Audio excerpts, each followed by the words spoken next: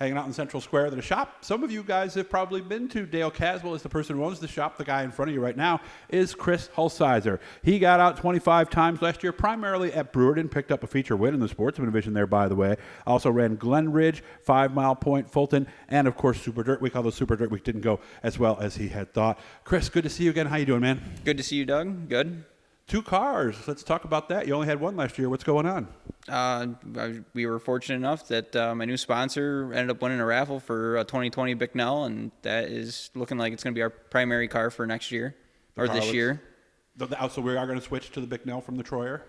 Yes. Okay. At some point. If not, I mean, we may start the year with it. It's up in the air yet, but we are going to build it. All right. What he's doing tonight. It's an old Mark Johnson car, by the way, a 2020 Bicknell. They're taking the graphics off it at this point. Boy, you need good fingernails for that, don't you? Yeah, good fingernails and a heat gun. Yeah, his wife was doing that earlier. I don't think she's going to get done tonight, but they've already made some pretty good progress on it. So the other car got in a jingle at Syracuse. Or I would say Syracuse still. Super Dirt Week. Wasn't that bad, though, you told me? No, it wasn't too bad. Just some body damage, radius rod, and bent the front axle a little bit, but nothing too bad. Mainly cosmetics. You showed me a picture. It looked like there was not a darn thing you could have done to miss that thing. No, I thought it was clear, and then another car ended up spinning around, coming up in front of me, and there was, at those speeds there, you're not missing them. Wasn't too bad, though, from what you showed me afterwards.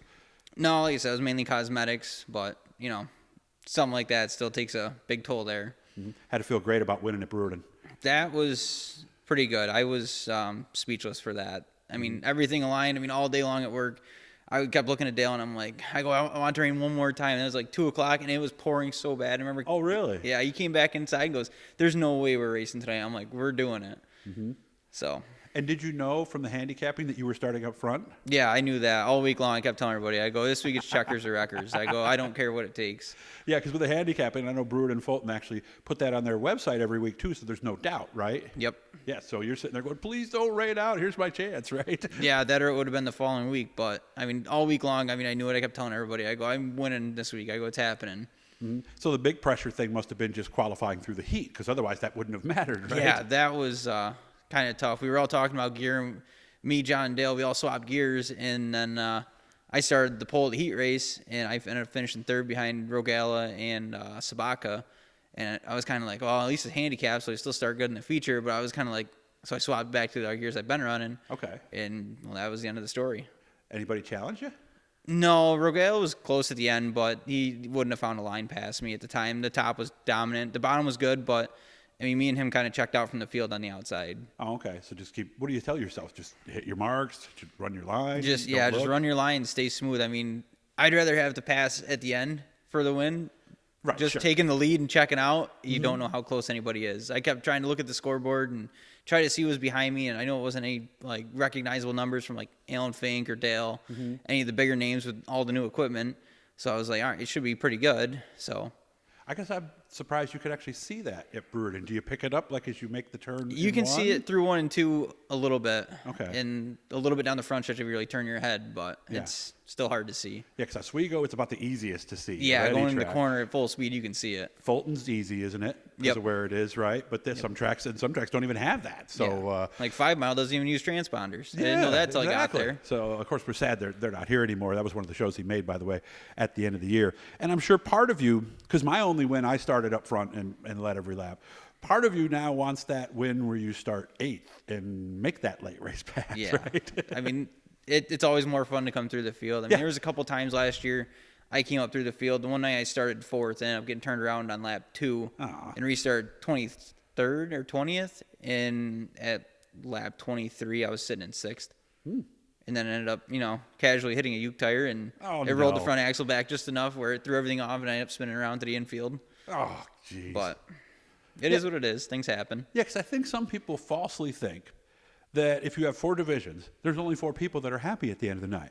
But if you come from a Concy and you start 23rd and you finish 5th, I know it's not a win, but it still feels pretty good, doesn't it? Yeah, there's one time at Outlaw Weekend 2014 for me, I ended up drawing terribly. I started deep in a heat race, which sucked because I was finished 6th in points at Fulton. And I ended up coming from, it wasn't just the Concy. I had to come from the Concy to like the B main and then into the feature. And I ended up making it through all of it. I mean, at one point in time in the B main, I ended up coming from 15th or 17th. I got up to a qualified spot in 4th. I spun out on my own. Oh, no. Had to go back to the tail. And those sting more than the wrecks to some degree, don't they, when there's nobody to blame except Yeah. that guy in the mirror, right? Well, that story gets a little deeper because at the lap 1 or 2, I got stuck on Greg Kimball's. He got hooked on my shock towers. And then I spun out by myself like halfway through. And then with 5 laps to go, I came from 10th or 12th and qualified into 3rd to make it in. Nice. And then at the end of that night, I think I was up to like 10th or something. I broke the axle in half off a Uke tire. Oh, jeez. And you got a problem with those tires, don't you? I've only done it twice in my life. Oh, so I'm going to just knock happened to on be a both piece them of wood were- around here somewhere after saying that, but yeah. Yeah, there's some wood he needs to knock on here soon. So, because Tori Stoutenger's the one who's known, obviously. Oh, yeah. Gets teased a Yeah, lot. I see all those Facebook comments. But I don't think he hits it as much as we think. But it's amazing how perception can become reality after a while. I'm going to zoom out a little bit here. So this car you picked up from Mark Johnson, is that pretty much frame and body and that's about it? Frame and body only. That's what the raffle is for, which, not a big deal because, I got a DMI rear end sitting in my house. I got another front axle. Okay. I don't know if those will go in it. I'd like to put the DMI in my Troyer and, upgrade that one a little bit. But we are going to accumulate some parts and get this car together. Yeah, because you need the front axle. It needs everything. It's just the frame and body. There is no Bicknell bolt-on parts on it. So it's going to be a fairly fresh car. It'll probably be one of the newest ones I've ever had, besides when I ran Lonnie Rude's equipment. That was just, that was a nice little time. Mm-hmm. So you'll need a seat, transmission.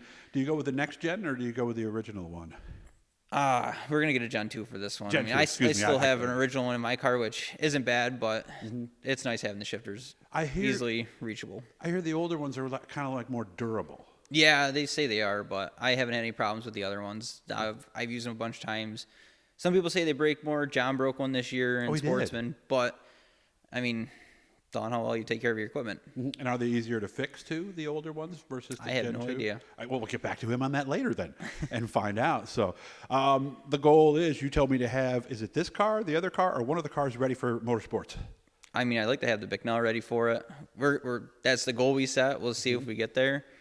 I'd have to put an outer body on the other one, take that one to the show, but it is what it is. Yeah, because you said you might take this body off since it's so pristine and put something else on there. Is that what you were saying? This one's just going to get peeled and rewrapped for this year because, it's only got a few dings and dents in it. So, the prices of everything right now are so crazy that, I remember I get an outer body for $350 and now it's like $1,000. Is it really? It's up there. So would you get? So that was a raffle deal. So how much did that end up costing you? I have no idea what it cost. Oh, somebody else did it. Yeah. Oh, okay. But a new sponsor got that, and he called me 2 days before Christmas. Said, "Hey, what are you doing this week?" I go, "Oh, I'm off." He goes, "Good. Perfect. You got to go out to Fonda and pick something up." I go, well, "What?" He goes, "I just won a raffle." I'm like, "Yeah, no way." And then when you found out what it was, you're like, "Oh, geez, this is perfect." Yeah, right? I was like, "I can go get it tomorrow or next week early." He goes, "All right." He goes, "I'll message him and find a day and go get it." All right. Outside of that, everybody's good. I saw your son in here. He's getting big. Yeah, he's getting too big. Now, 18 months. Instead of being in the stroller or just hanging out in the shop, I got to chase him around the shop, so little to no work gets done. Yeah, his wife had to take him outside for a few minutes because we didn't want him to get in the shop. YouTube has a thing about that. So I wish you all the best, man. I appreciate you making some time for me. I've been sending Chris some pictures of his dad, and a lot of you guys have been getting those pictures in your messenger about 2 a.m. because when I can't sleep, I just go through old pictures. So I can hear him out there. So I'm going to shut this down and bring him back in. Always good to see you, Chris. You take care of yourself. Thanks, Doug. You too. Hit that blue E, subscribe, turn on the notifications and stuff, and we're going to keep going pretty strong here this off season.